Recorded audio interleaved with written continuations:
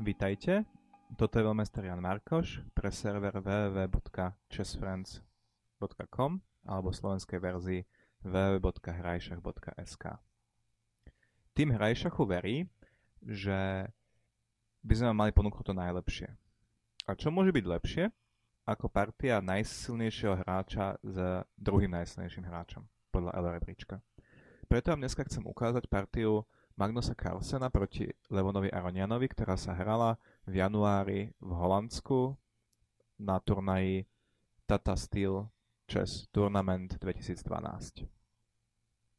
Hrala sa v treťom kole a Levon Aronian, ktorý bude hrať čiernymi, mal 2 body z 2. Magnus Carlsen teda potreboval vyhrať, aby sa na svojho supera dotiahol.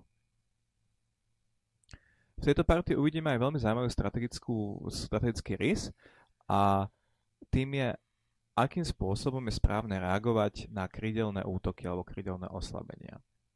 Magnus Carlsen je nesmierne talentovaný šachista, ktorého hlavnou prednosťou, podľa môjho názoru, je schopnosť hrať veľmi dobré strategické solidné šachy, niečo na štýl Capablanky alebo Karpova. Uvidíme, s akým pokojom a s akou rozvahou dokáže hrou v centre odvrátiť trochu pochybné nápady svojho súpera na krídlach. Čiže Magnus Carlsen z Norska je biely, Levon Aronian z Arménska je čierny. Stalo sa C4. Stalo sa C4, E6, jazdec C3, D5, čiže to, čo začalo ako D4, to, čo začalo ako anglická hra, sa zmenilo v dámsky gambit. Toto je celkom normálne v moderných otvoreniach, hlavne v zatvorených hrách, že otvorenia sa prelievajú jedno do druhého. Začne zahrať taký zvláštny ťah, že strelec E7.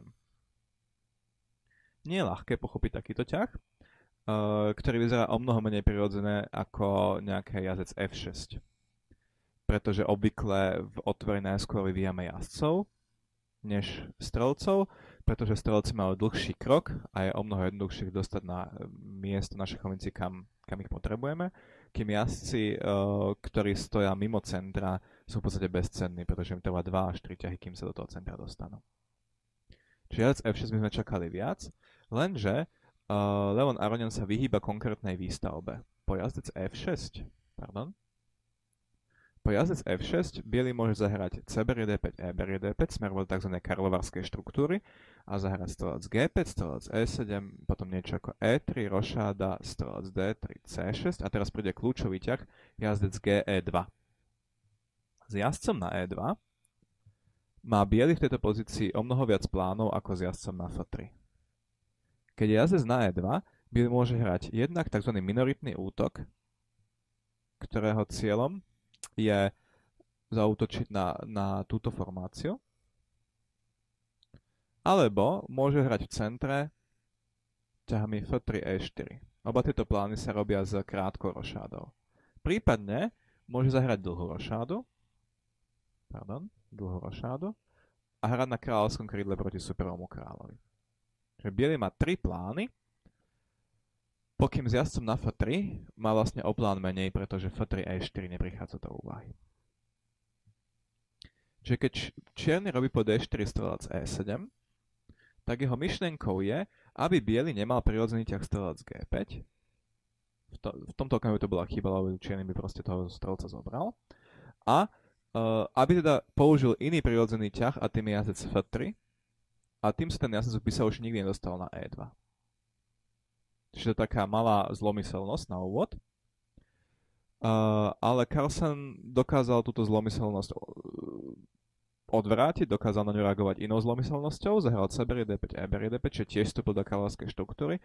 A teraz nechajúc strelca jazdca na G1, zahral strelec F4. Čiže zahral C6, čím vystaval poriadne túto štruktúru, tá je teraz pevná ako skala. A B zahral dama C2. Tak toto je taká drobná pomsta. Bielý stále necháva jazdca na G1, lebo dúfa, že dostane na E2. A zároveň hrá proti jednej figurke čierneho. Tou figurkou je strelec C8. Obvykle v každom otvorení čierny, pokiaľ sa nejmení nejaká ľahká figurka, tak má aspoň jednu ľahkú figurku, s ktorou má nejaké problémy vývinové.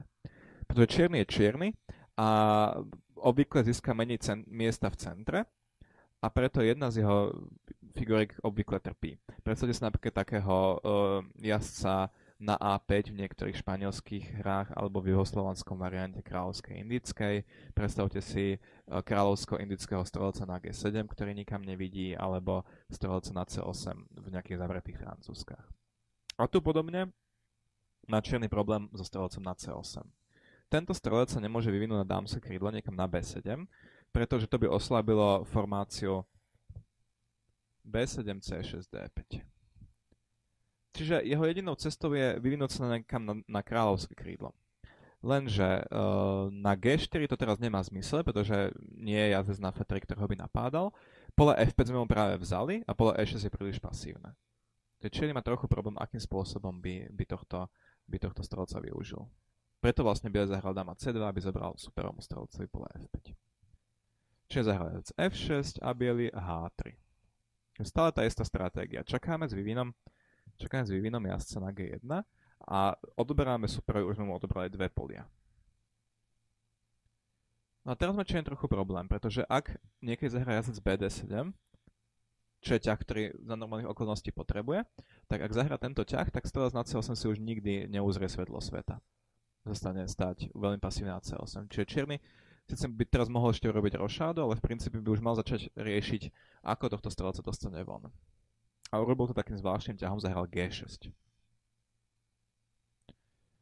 Bielý pokračuje o vývine E3 a strelec F5.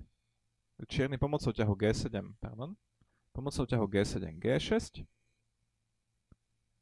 sa vybojoval pole F5 pre svojho strelca. No a teraz zahrá strelec D3. Strelec berie D3, dáma berie D3. Nie je až tak ideálne, pretože čierny by sa zbavil toho strelca, ktorý ho najviac trápil. Teraz mu zostal dobrý strelec do štruktúry. Čiernopolný a všetci pešiaci sú na bielých poliach. A zároveň by sa trošku uľahčila jeho obrana, pretože je na šachovnici o jednu ľahkú figuru menej, čiže bráňacia strana má viac priestoru celkovo. Preto bielý nezahral strelec D3, ale zahral dáma D2. Uhol dámou. Ten strelec na F5 stále sa ešte necíti úplne dobre. Môže napríklad hroziť G2, G4. No, a hrozba, ako sa ukáže, je niekedy o dosť účinnejšia ako je uskutočnenie. Pretože teraz čierny zahral H5. Čo podľa môjho názoru nie je úplne správny ťah, pretože veľmi oslabuje kráľovské krídlo. Ale bráni ťahu G2, G4 a teda čierny môže... jeho strelec na F5 sa cíti o mnoho lepšie. Pravdepodobne lepšie ako H5 bol zahrať normálne rošádu, po G4 strelec E6 a nechať sa vystaviť vlastne tomu možnému útoku na kráľovskom krídle. Ale ani v takejto pozícii čierny nie je bez šancie, pretože môže odpovedať nejakým protiútokom v centre a situácia by zostala nejasnou. Po H5, čiže po dáma D2 H5, biely vlastne sa nemusel oslabiť vôbec svoju štruktúru, naopak oslabil ju čierny. Všimnite si teraz taký zvláštnu vec, že ako všetko so všetkým v šachu súvisí. Čierny má problémy s vývinom strelca na C8. Aby ho vyvinul, musel zahrať G6 a H5, aby tento strelec bol v bezpečí a tým pádom sa vlastne jeho problémy so strelcom zmenili na problémy s kráľovským krídlom. V šachu to takto funguje, niečo za niečo. Teraz by spravil ťah, ktorý podľa komentátorov, niektorých komentátorov aj podľa mňa je veľmi vtipný a vlastne poukazuje na to, že môže byť ťahom buď génia alebo úplného šachového amatéra, pretože zahral strelec D3. Keďže Carlsen nie je šachový amatér, tak pravdepodobne ide o ťah veľmi silného šachistu. A myšlenkou vlastne je, že teraz po strelec bere D3, dáma bere D3, čo sa hralo v partii. Máme tú istú pozíciu, ktorú sme mohli dosiahnuť pred dvoma ťahmi, ale bez ťahu H5.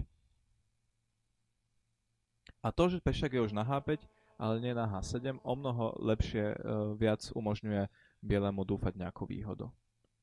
Pretože kedykoľvek čierny urobí rošadu na kráľovské krídlo, tak bude mať problémy so slabým kráľom. Keby urobil na dámske, tak sa bielý samozrejme poteší, pretože má problém.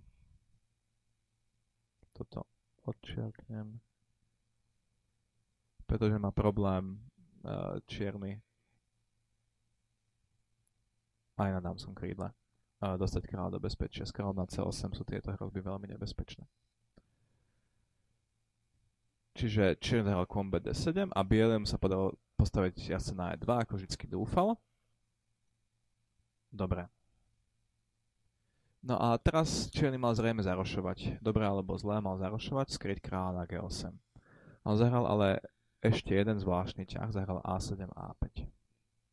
Tento ťah je opäť asi chybou a pokúsime sa vysvetliť prečo. Tento ťah môže byť buď útočný alebo obranný. Útočným ťahom ale nie je, pretože biely nemá ešte zahranú krátku rošádu. S kráľom na C1 by som chápal, že čierny sa snaží zaútočiť pešiakmi. Nejde ale ani úplne o obranný ťah, pretože ak by to bol obranný ťah, tak sa bráni proti hrozbe bieleho zahrať niečo ako B2, B4 a B4, B5 a s oslabením pešaka C6. Takže keď biely zahra B4, tak veľmi oslabí pole C4,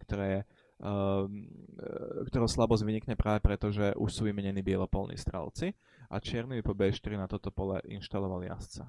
A tým by vlastne zakryl slabinu na C6. Čiže hrozba B2, B4, B5, B berie C6 vôbec nie je nejaká nebezpečná v tomto okamihu a tým pádom ten ťah A7, A5 stráca akýkoľvek zmysel obranný alebo útočný. A keď ten ťah nie je ani obranný, ani útočný, tak pravdepodobne pôjde o slabý ťah. Bielý zahral rošádu, čierny spravil rošádu tiež. No a o mnoho aktivnejším plánom pre bieleho, ako zahrať B4, B5, alebo nebezpečnejším je zahrať v centre a bielý zahral F3. A chce zahrať F3, E4, získať priestor v centre. Čierny B5. Tu si treba uvedomiť, ako vlastne, čo sa stalo. No čierny za 14 ťahov zahral ako A5, tak H5. A oba tieto ťahy mu hrozne nepomáhajú, alebo škodia v možnosti nejak rozumne sa postaviť v centre.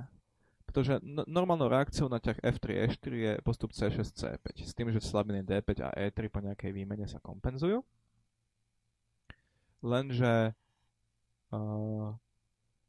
keď teraz čierny zahrá C6, C5, tak vďaka tomu, že má aj A7, A5, tak bude mať veľmi slabé pole B5, na ktoré biely nainštaluje jazdca a tým pádom C6, C5 vôbec nie je také atraktívne. Takže takýmto spôsobom ťah A7, A5 veľmi ovplyvňuje vôbec boj o celé centrum a veľmi sťažuje čiernemu úlohu nejak sa rozumne postaviť k bieleho expanzii v centre. No a keď to nešlo ťahom C6, C5, tak ten čierny sa pokúsil získať priestor ťahom B7, B5. Čo samo o sebe tiež je pomerne zvláštny ťah, pretože oslabuje kompletný C stĺpec. Ale myslím si, že Aronian pochopil, že v tomto okamihu pochopil, že má obrovské problémy s tým, aby nejakým normálnym spôsobom získal rovnú hru a že bude stať horšie. A preto sa pokúsil ísť síce do horšej pozície, ale do takej, ktorá je netypická, kde veľa figuriek lieta, kde má šancu na nejakú taktickú protihru. Preto B5. B5 je taká snaha mútiť vody trošku, mám pocit. Bielý nastúpil v centre, E4 a čierny postupuje podľa toho istého vzorca. Keby si nechal teraz zahrať E4, E5, tak by zostal úplne bez protihry. Bielý by postupne zahral F4, F5, zaútočil na kráľovskom krídle. Preto ten čierny radšej vymení na E4, aby aspoň jeho figurky dýchali a zaútočí jazdec C5. Samozrejme zobrať na C5 dám berie D3 nie je úplne presné, to by sa biely do zlou potázal, čiže po jazdec C5 ustúpime dáma E3 a čierny jazdec E6.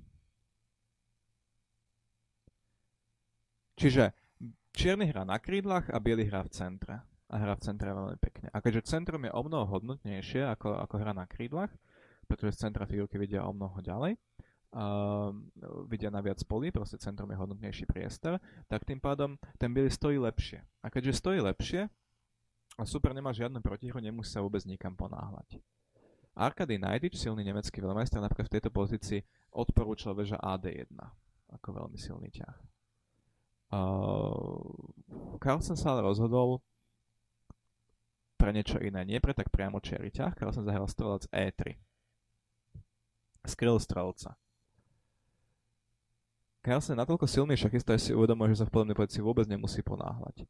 Radšej nechá na šachovnici viac figur, to znamená nie dva páry ľahkých figur, ale 3 páry ľahkých figur, pretože má viac priestoru, má lepšie centrum a tým pádom vie, že jeho figurky budú hodnotnejšie a že tie superové budú mať problém sa skoordinovať. Čím ich bude viac, tým menej miesta budú relatívne mať a tým pádom radšej si necháva aj druhú figurku. Navyše si necháva strelca, ktorý pri podobných pešekových asymetriách, to znamená veľa potenciálnych voľných pešiakoch, má o mnoho väčšiu hodnotu než jazdec na E6. No Aronian pokračuje v šlapaní vody, pokračuje v mútení, zahral B4, čo ťah, ktorý zase vytvára ďalšie a ďalšie slabiny, ale aspoň napáda dôležitého obrancu bieleho centra. No a bielý zase veľmi, veľmi pokojne zahral jazdec B1, to znamená nešiel niekam na A4,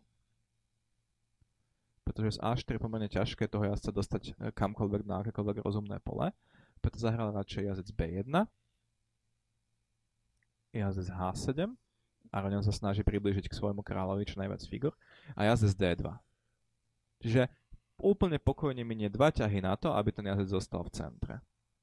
A Carlsen samozrejme musel si byť vedomý toho, že na všetky tieto veci má čas.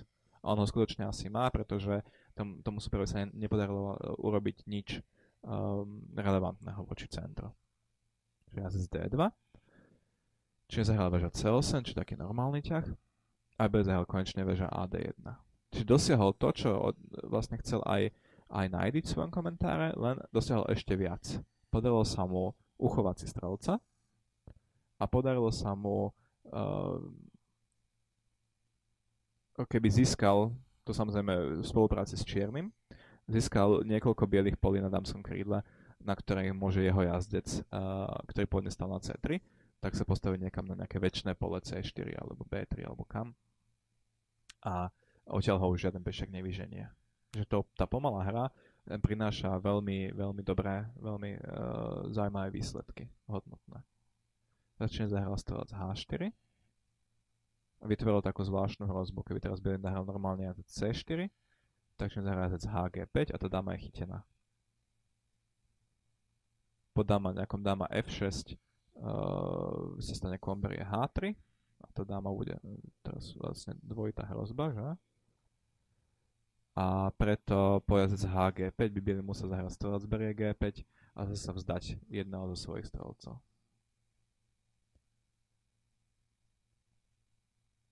Sa vzdať svojho strelca, samozrejme už nemá druhého strelca, čiže nie jedného zo svojich strelcov, ale proste strelca. A šance čierneho na nejakú rozumnú protihru by sa zvýšili. Preto bol strelec H4, bielý hrá radšej G3.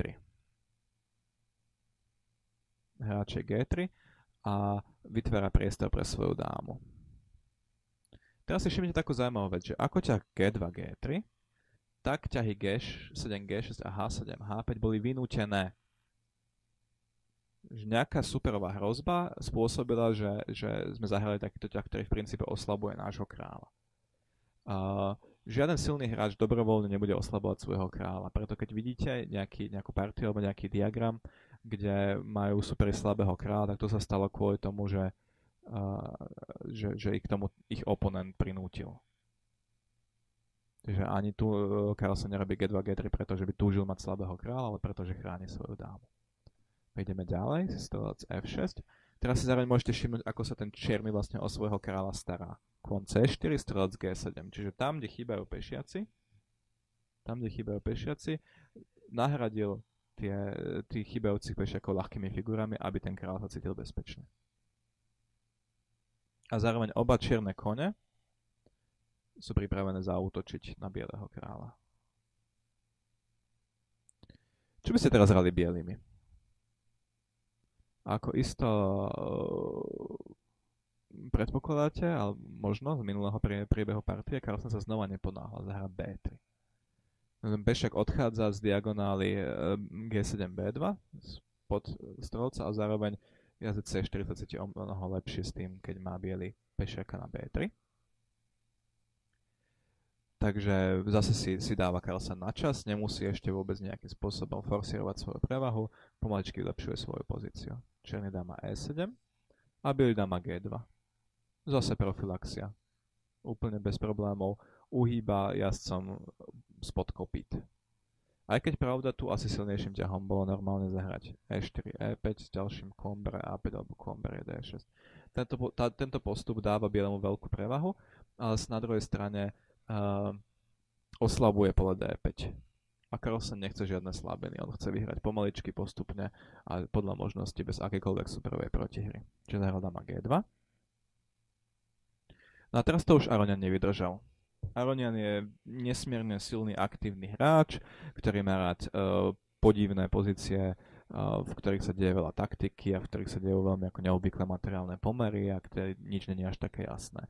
Tu je pozícia, v ktorej je všetko jasné, kde biely má centrum, čierny nemá nič a to teda Aronianovi nevyhovuje. To chápe, že s pozičným hráčom ako Carlsen má obrovské problémy vydržať a preto sa rozhodne radšej obetovať pešiaka a vydá sa hľadať aspoň nejakú protihru.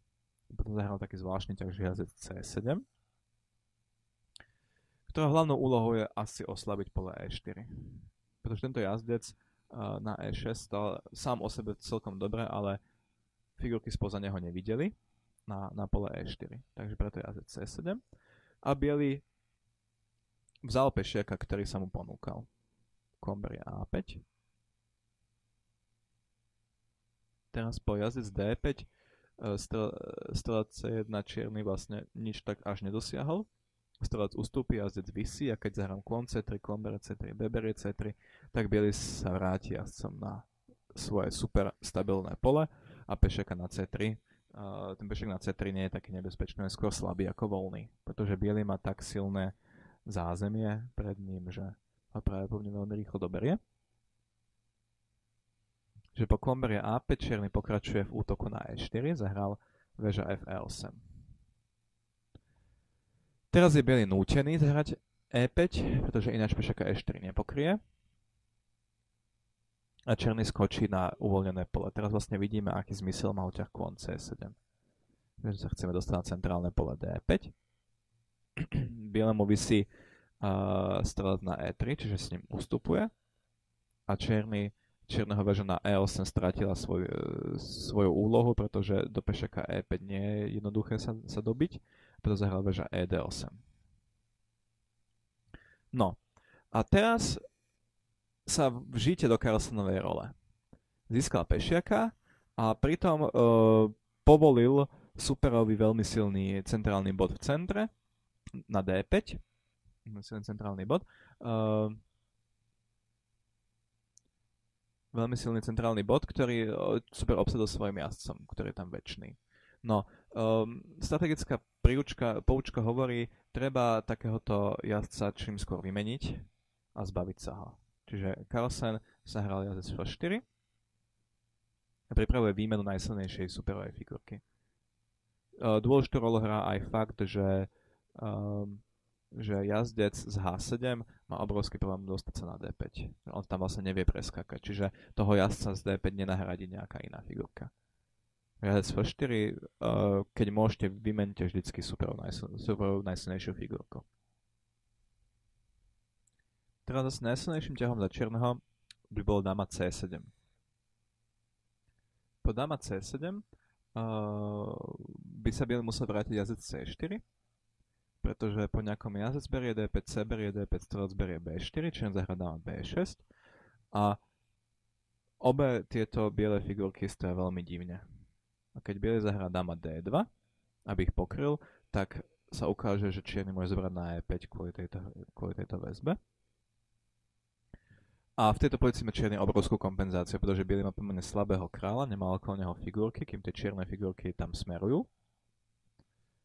A bieleho figurky sú zabudnuté na dámskom krídle. Čiže to má čierny veľkú kompenzáciu, aj keď biely má dvoch spojených voľných pešiakov na dámskom krídle. Toto by niečo takéhoto nejasného by Carlsen Gors Aronianom nikdy nechcel, preto by sa vrátil pod dáma C7, normálne jazdec C4. Lenže čierny spravil chybu, zahral dáma A7, po jazdec F4, čo vyzerá ako normálne prehliadnutie, pretože teraz vychádza jednoduchý taktický obrad, jazdec berie C6, väža berie C6, jazdec berie D5. Teraz tento jazdec na D5, tam kde bol čierny jazdec, je zrazu biely jazdec a ako tomu čiernemu i tomu bielemu centrálne pole veľmi svedčí. Je veľmi, veľmi silná figurka. Je ťažké ju odtiaľ vyhnať, relatívne. Že bielý by tu mal stať úplne na výhru. Ale Aronian je príliš mocný bojovník na to, aby sa vzdával. A preto pokračuje v protihre. Alebo sa snaží vytvoriť maximum protihry. Keby čierny teraz zobral dama, berie D4 šach, postrelec E3 s ďalším nejakým jazdec F6 šach, nejakým jazdec F6 šach a dama berie C6 by dama berie C6 by okamžite prehral. Podobne tomu poťahu strelec berie E5, kde by bielý zahral niečo, keď berie E7 a dama berie C6.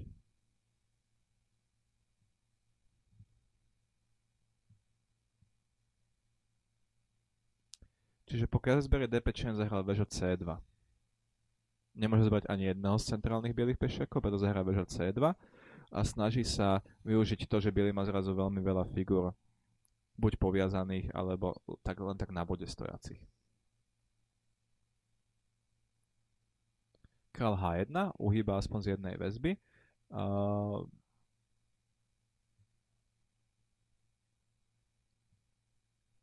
Zároveň teraz čierny nemôže zobrať ani na D4, ani na G2 so šachom. Preto po nábere D4 môže svojim strelcom uskočiť niekam na G5 alebo na E3.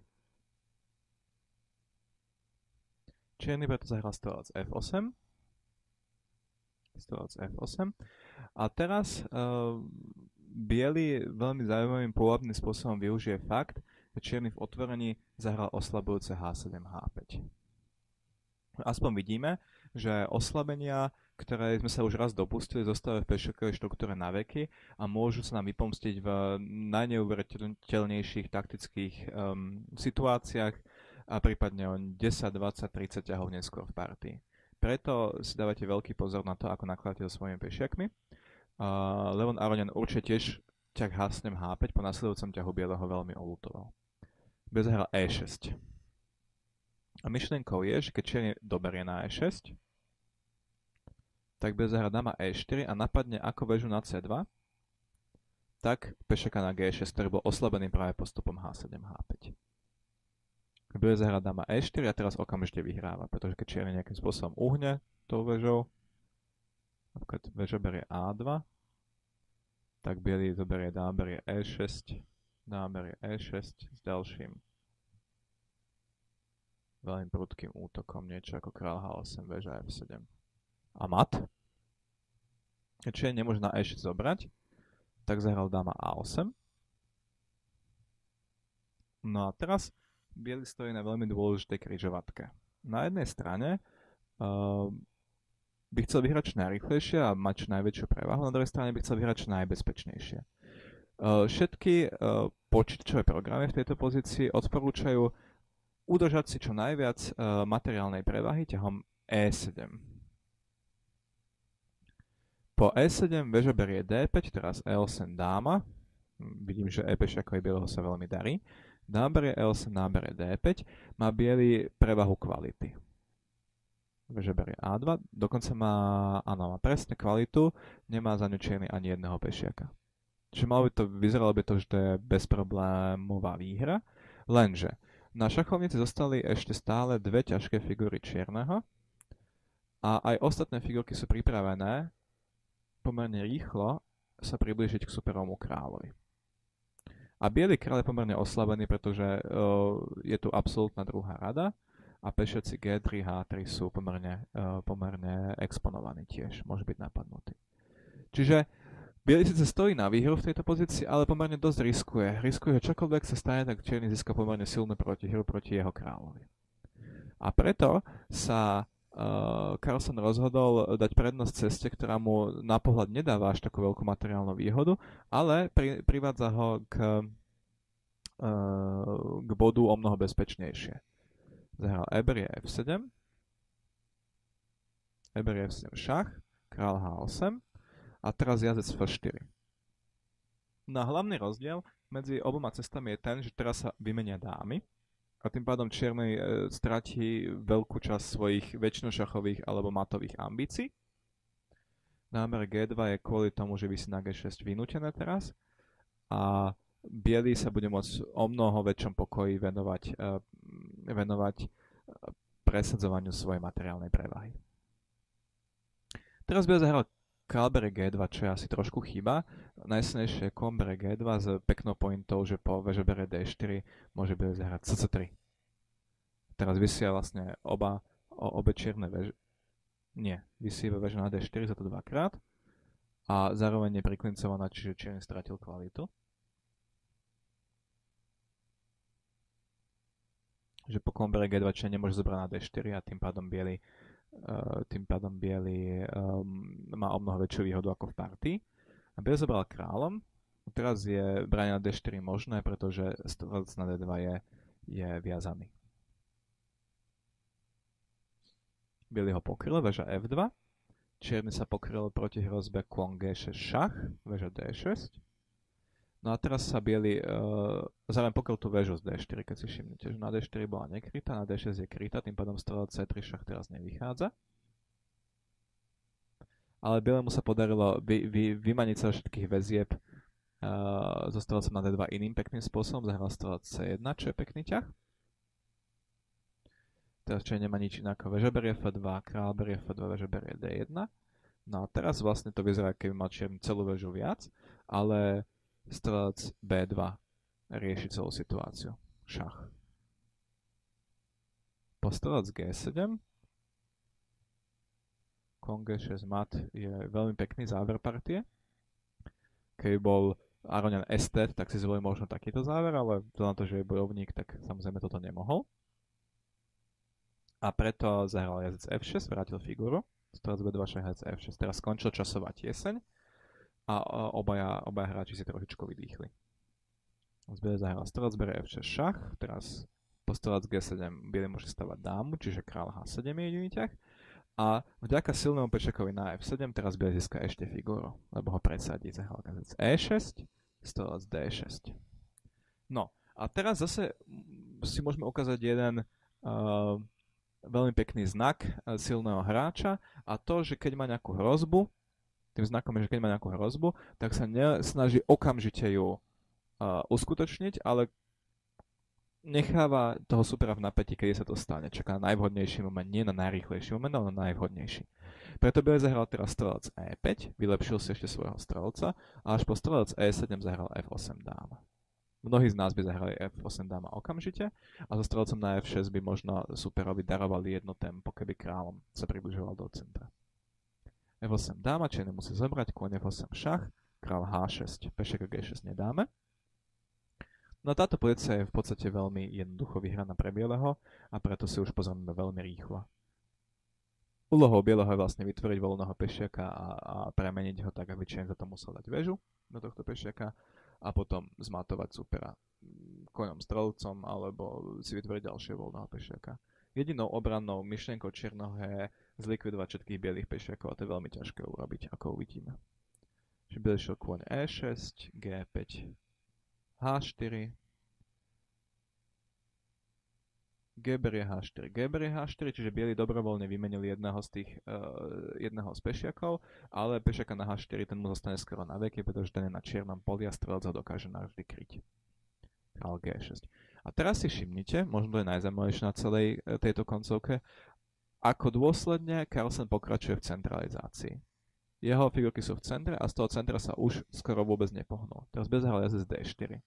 Všimnite si, ako je odrazaný čierny král teraz. Nemôže na F5, nemôže na F6, keby to skúsil cez E7, tak neprejde cez E6, neprejde cez D6, neprejde dokonca ani cez C6, ani cez C7. Čiže jediná cesta čierneho kráľa na slobodu je asi takto. Všimte si, ako sa bielému hodí aj pešak na H4, ktorý kryje pola G5. Centralizované figurky dokážu skutočne divy. Čiže zahral väža D3, tým sa pokúša trošku imitovať bieleho snahu, lenže väža na D3 je sama osamotená a má veľký problém získať dostatočnú podporu. A preto táto klietka bieleho kráľa nebude trvalá. Zbiel zahral jazdec C6, napadol na B4, väža D2 šach, kráľ E3, väža berie A2, čiže sa snaží vymeniť ďalších pešiakov, Bude zahrať strelec D6, chce si vybrať zase, všimte si, ako veľmi pomaličky to hrá. Chce si vybrať, akou figurkou vezme na B4. Teraz po veža A6 biely nestráca figuru, lebo dá nejaký šach koňom. Čiže zahral veža A1 a biely král D4. Zase veľmi pomaličky, nemusím zobrať. Okamžite na B4 vylepšujem najskôr svoje figurky.